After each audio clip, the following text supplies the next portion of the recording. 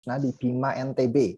Saya ingin bertanya karena mengingat ini adalah salah satu hal yang akan saya teliti terkait masalah jual beli cimitan. Apa ini? Cimitan, yaitu jual beli yang menggunakan tangan untuk menakar dagangan. Apakah hukumnya sah dan apakah ia diperbolehkan? Ya, saya belum tahu ya cimitan seperti apa ya. Mungkin bisa dikasih gambaran oleh yang bertanya, oleh Baik Bu Ibu Asmaul Husna, ini pertanyaannya Asmaul unik ya. Husna. Jual beli cimitan kan jadi kosakata baru di fikih muamalah. Baik, silakan Ibu Asmaul Husna. Jika ada, atau mungkin kalau saya orang Jawa itu bilang cimitan itu ngambil apa namanya segenggam gitu atau di cimit tertentu. Di cimit itu sebenarnya pakai jari. Cimit kalau di Jawa ya. Tapi kalau digenggam berarti pakai tangan terus ambil genggam kayak ngambil apa gula pasir atau beras gitu. Mungkin seperti itu atau mungkin dari yang berasal dari timur dari Bima NTB, apakah yang dimaksud cimitan seperti itu? Monggo silakan langsung open mic saja membantu fakta yang ada.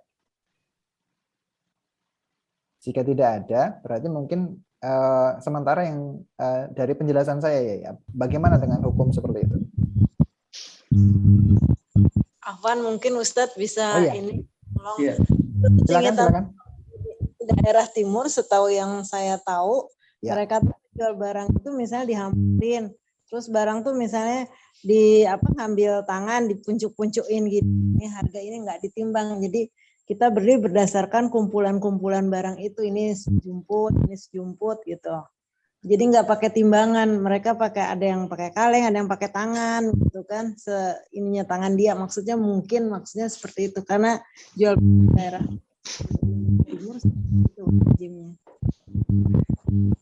Oke, ini Ibu agak terputus-putus Ibu Ina suaranya, tapi saya sedikit mendengar mungkin barangkali ukuran takarannya dengan tangan gitu ya, secara apa letterlek gitu ya Ibu ya. Ya, di Indonesia Timur rata-rata seperti itu, Ustaz. Oh gitu, baik. Silakan ya. Jumputin gitu kan, dihamparin jualannya terus gitu. Jadi sesuai. Jadi ada yang besarnya, ada yang kecil, ada yang besar gitu. Oh, nanti kalau untung kalau tangannya besar ya, Ibu ya. Afwan, Ustaz. Baik, jazakumullah khair atas penjelasan dari Timur ya. Silakan. ya jadi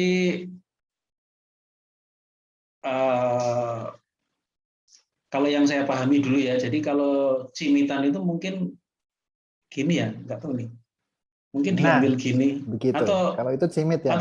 Atau gini, pakai tangan gini, dua tangan gini jadi satu.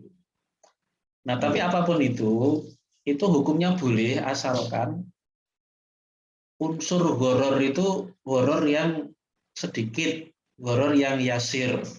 Ya, jadi kalau sebenarnya jual beli seperti itu jelas ada unsur ketidakpastian karena kan ukuran tangan orang kan beda-beda. Beda dengan timbangan kan. Kalau timbangan kan sudah akurat 1 kilo ya 1 kilo standar. Tapi kalau pakai tangan orang beda-beda. Jadi ada unsur horor. Cuma horor atau ketidakpastian itu ada dua. Ada horor yang namanya horor yasir, ada horor fahish. Jadi kalau horor yang yasir itu ketidakpastian tapi ya sedikit, selisihnya tidak banyak, tidak signifikan dan itu biasanya ditoleransi oleh para pihak, oleh penjual dan pembeli. Nah, kalau terjadi horor yang seperti ini, hukumnya boleh jual beli dengan sistem cimitan, ya, walaupun ada unsur horor, tapi horor yang masih bisa ditoleransi karena horor yasir. Tapi kalau horornya itu yang fahish namanya, ketidakpastian yang sangat signifikan, ya, yang ini biasanya orang itu akan berselisih atau tidak sepakat. Nah, yang seperti ini hukumnya tidak boleh. Jadi itu sangat tergantung kepada para penjual dan pembeli. Kalau mereka menganggap ya walaupun tangan orang beda-beda tapi ya nggak apa-apa lah selisih dikit-dikit. Kalau mereka menganggap itu sesuatu yang ditoleransi, ya itu boleh, nggak apa-apa.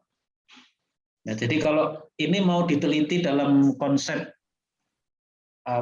jual beli yang lebih mendalam, itu saya sarankan untuk yang meneliti ini, bacalah pembahasan tentang horor yang di situ ada pembagian horor itu ada horor yasir, ada horor fahish. Ya, jadi tidak semua horor itu kemudian tidak boleh ya. Jadi ada yang masih dibolehkan. Nah, nanti ada rujukan teorinya atau pembahasannya, itu horor itu kenapa dibagi dua. Itu ada tulisan saya di Facebook, bukan di Facebook, di situs saya tadi, atau dicari di Google. Itu judulnya Hukum Rumah Makan dengan Sistem All You Can Eat atau Sistem Prasmanan. Jadi rumah makan yang menggunakan prasmanan itu kan sebenarnya ada unsur horor.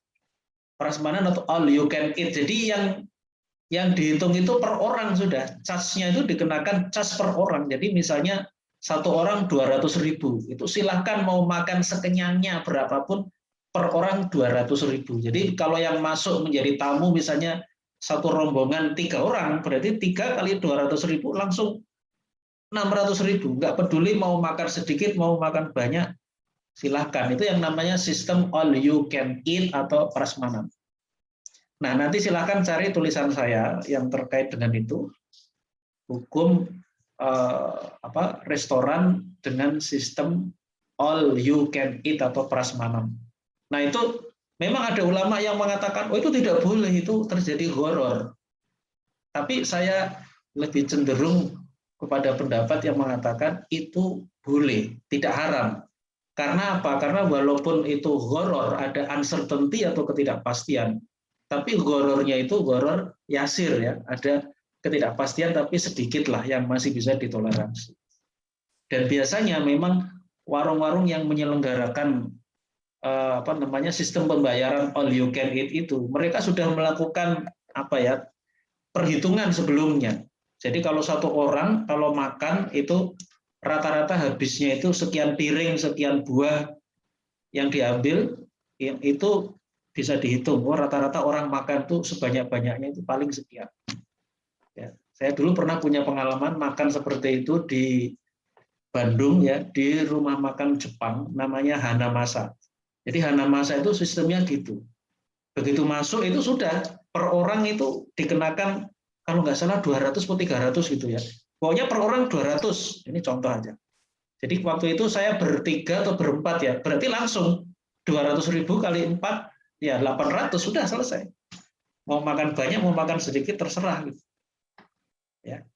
Oke, nanti silakan kalau yang mau mencari itu di tulisan saya di situs Visilmekava atau cari di Google ya, nanti ada penjelasan. Tadi sudah kami share juga di www.visilmekava.com ya, nanti bisa di search di sana di kolom pencarian. Baik, ini ada sedikit feedback berkaitan. Ini sekaligus update, ternyata ada horor yasir ya, alhamdulillah. Jadi bisa diajak teman-teman yang makan barengan all you can eat. Baik, horornya Cimitan ini bukan sejenis dengan jual beli tanah yang pengukurannya menggunakan sejauh lempar batu, Kiai.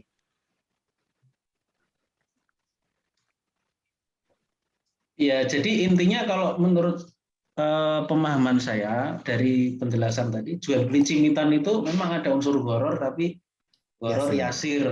Kalau orang membeli tanah, bisa membeli tanah dengan yang dilempar itu, orang melempar itu ya cukup signifikan itu.